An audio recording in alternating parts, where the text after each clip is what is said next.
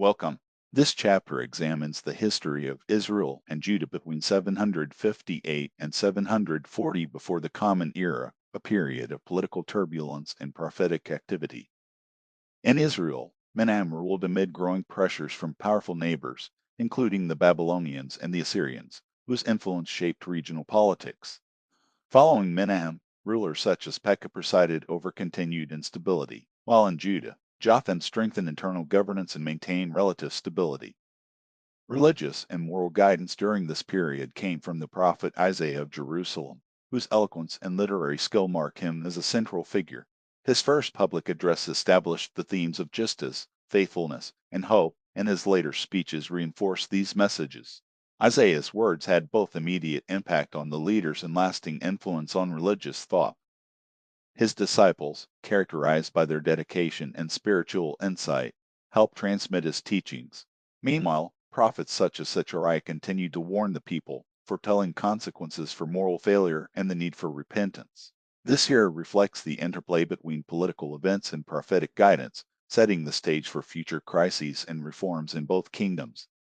While King Uzziah of Judah spent his final years in isolation, confined by his affliction with leprosy, the administration of the kingdom fell to his youthful son, Jotham.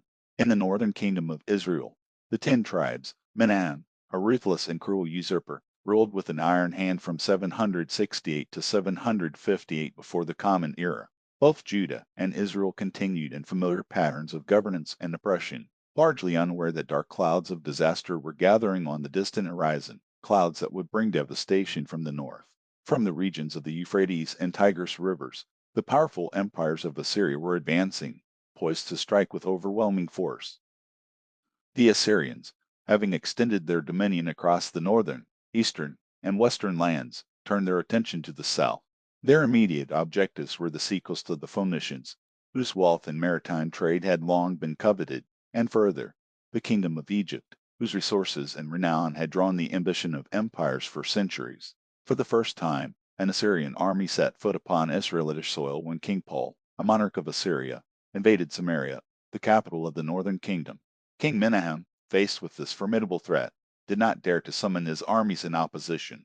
Internal disorder and the lingering resentment from his violent seizure of the throne rendered him incapable of effective resistance.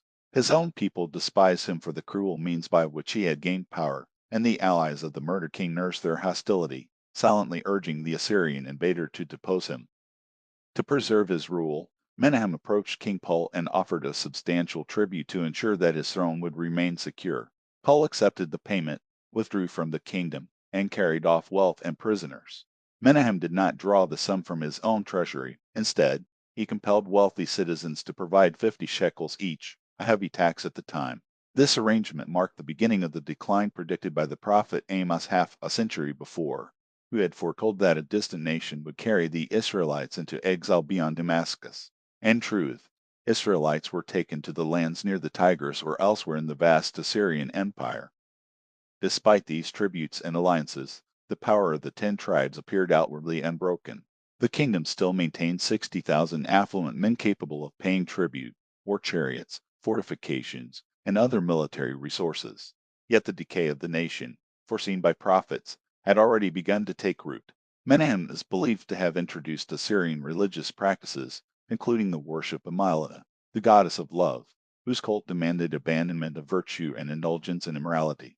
This new religious influence, combined with internal strife, steadily eroded the foundations of the state. When Menahem died, his son Pekahiah succeeded him in 757 before the Common Era, but could retain the throne for barely 2 years.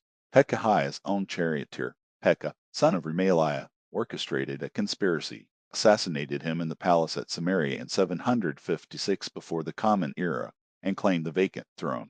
The details of this regicide, the seventh in the history of the northern kingdom, remain obscure, though it appears that Pekah removed 2 other rivals before securing his rule.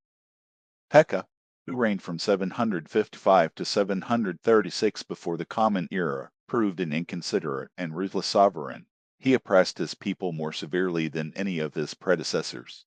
He was described as a faithless shepherd, one who abandoned his flock, sought not the lost, tended not the wounded, cared not for the sick, and even preyed upon the healthy.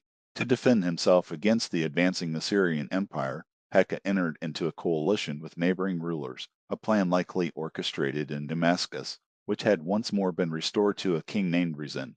Judah, under the rule of Jotham, was also drawn into this defensive alliance. King Jotham, who assumed the title of King of Judah in 754 before the Common Era following the death of Uzziah, possessed neither exceptional ambition nor striking political acumen. Nevertheless, he continued to govern according to the precedents set by his father, maintaining the established structures and policies of the kingdom. Meanwhile, in the northern kingdom, the combination of cruel rule, internal dissension, and looming Assyrian power marked the beginning of a chain of events that would soon bring the 10 tribes to ruin and alter the fate of both Israel and Judah. Civic peace appeared to remain undisturbed during the reign of King Jotham of Judah, the son of Uzziah, for there is no record of conflict between him and the high priest of the temple in Jerusalem. The material prosperity of the country continued much as it had under King Uzziah. Squadrons of cavalry, war chariots, and the ships of Tarshish, vessels fitted for long voyages and navigation of the Red Sea from the harbor of Eilat, maintained the kingdom's military and commercial strength. King Jotham also undertook extensive fortifications of Jerusalem, ensuring the city's defenses were reinforced. He maintained friendly relations with the kingdom of the 10 tribes of Israel, specifically with their king, Pekah, and historical records suggest a close connection between these two sovereigns. Yet this friendship, combined with the rise of an ambitious nobility within Judah, had a corrupting effect on the morals of the people, particularly in Jerusalem, the capital. Certain noble families had grown so powerful that they almost rivaled the king himself, leading the councils of the kingdom, deciding important matters of state, exercising judicial authority, and effectively reducing the dignity of the house of David to a mere shadow. A junior branch of the royal family, the house of Nathan, provided the superintendent of the palace, who gradually rose to become the de facto regent, known by the title of manager of the court, or sachin, wielding authority over the royal household and attendants alike. From these abuses arose further evils. The princes of Judah sought to amass wealth and land by seizing the pasture lands, vineyards, and meadows of common people. They employed slaves and impoverished subjects to cultivate their estates, and forced the children of indebted families into servitude, compelling them to perform grueling labor. To this cruelty they added indulgence and debauchery. Noblemen arose early each day to drink wine and continued their revelry late into the night, accompanied by music from flutes, trumpets, harps, and lutes. The Sinaitic law, which demanded strict morality, no longer restrained these excesses. The connection with the kingdom of the 10 tribes, especially its capital Samaria, where vice was intertwined with the worship of Baal and Astarte, encouraged unbridled indulgence. Temple priestesses multiplied, sacrifices were offered on mountain summits, and vice flourished even beneath the shade of sacred oaks and terebinths. Israelitish daughters, unashamed, followed the example of their fathers. Drunkenness and depravity became so widespread that the nobles consulted blocks of wood and sticks as oracles to predict the future. From these corrupt leaders, known as the drunkards of Ephraim, the princes of Judah learned to pursue their desires without restraint. Divine service in the temple of Jerusalem continued officially, but privately the nobles practiced their own idolatrous rituals, blending decadence with religious observance. The alliance of Israel and Judah, though politically significant, encouraged idolatry, dissipation, intoxication, pride, and contempt for what was right, becoming a defining feature of both kingdoms. Yet, even amid such widespread corruption, safeguards remained. In Israel, injustice could not pass for justice. Voices arose denouncing the mockery of law and the degradation of the poor, defending morality and justice, and supporting the weak against the powerful. At this period, during the reigns of King Jotham in Judah and King Pekah in Israel, a new generation of prophets appeared, inspired by God. These men spoke with fiery courage, exposing vice and crime without hesitation. They were the spiritual successors of Amos, Joel, and Hosea, who had themselves followed Elijah and Elisha in zeal and prophetic authority.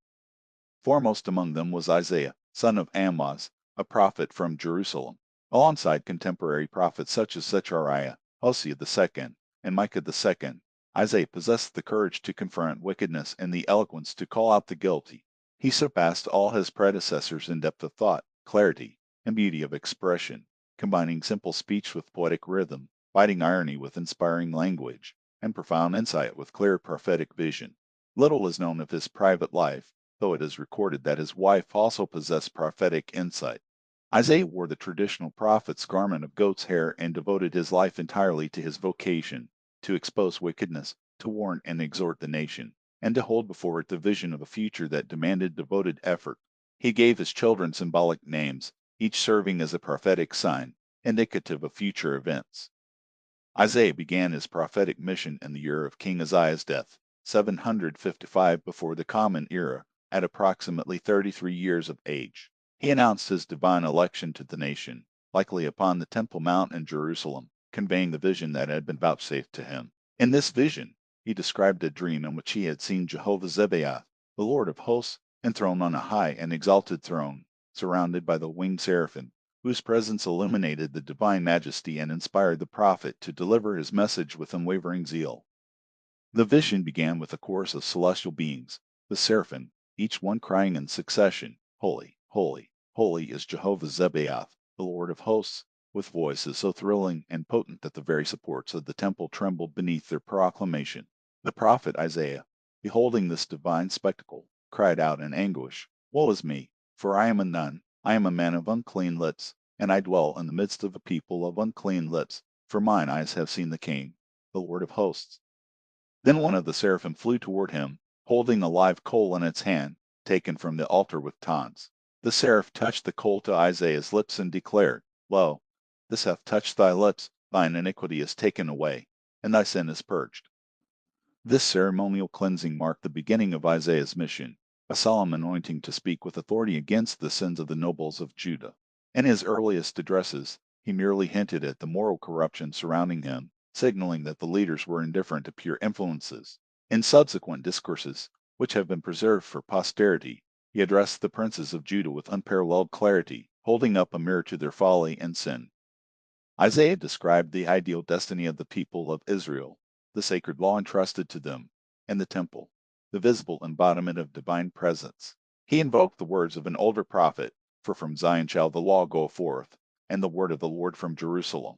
In this speech, he traced the root of the nation's moral decay, blaming pleasure-seeking and wantonness, encouraged by women of the elite, which drove men to commit depredations, to plunder, and to enslave their weaker neighbors.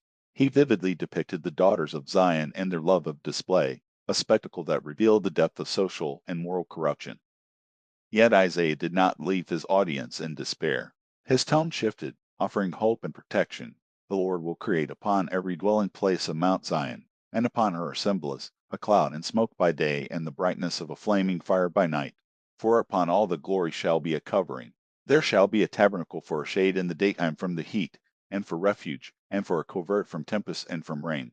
His eloquence combined warning with promise, yet the immediate effect on the nobles was limited. They scorned the threats, laughed at the admonitions, and refused to amend their ways. Isaiah's words, however, did not vanish into nothing. They echoed beyond Judah, reaching distant lands, nations far removed, and times yet to come. He did not merely denounce sin. He depicted a moral ideal in which justice and righteousness would govern all. The king shall rule with justice, and cause the princes to govern according to right. The king shall not judge after the sight of his eyes, and shall not decide after the hearing of his ears. He condemned hypocrisy, the praising of God with the lips while the heart was far removed, and he scorned sacrifices offered alongside wickedness of deed or thought. In addition to these stirring orations, Isaiah gathered around him a circle of disciples, following the example of Elijah and Samuel. From among those who had suffered under the tyranny and injustice of Judah's nobles, he drew the thoughtful and the receptive, instructing them in patience, gentleness, and complete resignation to God. This group became known as the Gentle Ones, or the sufferers of the land, called in Hebrew Ananim and Beres. Many were of impoverished background or had been reduced by exploitation, and they came to be known also as the poor, Dalim or Abianan. From Isaiah, they learned not to rebel against their suffering, but to bear it faithfully, trusting in the justice of God. These Ananim formed a community dedicated to moral and spiritual regeneration, intended to become the exemplar for the nation. Through them, the hidden truths of Sinai's teachings gained practical expression, and the spiritual authority of Israel was reinforced. Isaiah's prophetic work marked a turning point in the history of Israel, as decisive as the contributions of Samuel, and in a sense, of Elijah before him. His vision extended beyond his own land, anticipating the influence of the great powers of Egypt and Assyria, which were soon to cast their shadows over both Israel and Judah. In this era of unrest, another prophet, Zechariah, son of Berechiah, also rose against the pervasive corruption. Unlike Isaiah, Zechariah's eloquence lacked continuity. His thoughts shifted abruptly from one topic to another. His language, poetically tinted and symmetrical, lacked the refined rhythm and scansion of Isaiah. He frequently employed the metaphor shepherd and flock, illustrating the relationship between king and people, emphasizing that rulers must care for and guide their subjects as a shepherd tends his sheep. Zechariah's contributions, though less brilliant in literary form, echoed the enduring concern of the prophetic voice, calling the people to reflection and accountability in a time of moral peril. He unrolled before the people a vision of the glorious future, a tapestry of hope designed to lift their hearts above the despair of their present condition. The prophet foretold that the neighboring nations, long hostile to Israel the Arameans, from the region of modern-day Syria, the Tyrians, citizens of the Phoenician city of Tyre on the Mediterranean coast, and even the Philistines, who occupied the coastal plains of Canaan, would one day acknowledge the God of Israel and be accepted as his children, provided they laid aside their wickedness and false pride. He declared that God himself would reconcile the house of Judah, the southern kingdom descended from the tribe of Judah, with the house of Ephraim, the northern kingdom of Israel, and would bring back the exile scattered among distant nations. Though these people had been dispersed, even in banishment they would remember God and return to him with their children, renewed in devotion. The prophet proclaimed that the pride of Assyria, the great empire to the northeast which had long threatened Israel and Judah, would be humbled, and that the rod of Egypt, once an instrument of oppression, would be stayed. He closed his message with a sobering vision of the entire nation. Only a third would survive the trials ahead. Yet even this remnant would be purified through a crucible of tribulations, tested until they became worthy of their sacred mission as God's people. Zechariah, speaking with particular emphasis, singled out Pekah, king of Israel, a ruler of the northern kingdom, whom he denounced as the false shepherd. Pekah had treated his people with greater ruthlessness than any of his predecessors, failing to protect, guide, or heal his flock.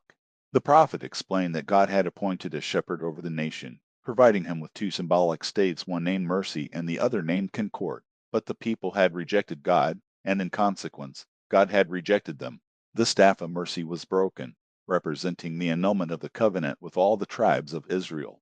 Now the second staff, the staff of concord, would be broken as well, symbolizing the end of friendship and unity between the tribes of Israel and Judah. God had placed over his people a foolish shepherd, one who did not seek out the lost lambs, who did not heal the wounded, and who devoured the healthy. Though the nation deserved no better guide because of its transgressions, the shepherd's betrayal of his flock was not without consequence. He would, the prophet warned, inevitably face the chastisement of God for having abandoned the care of the people entrusted to him.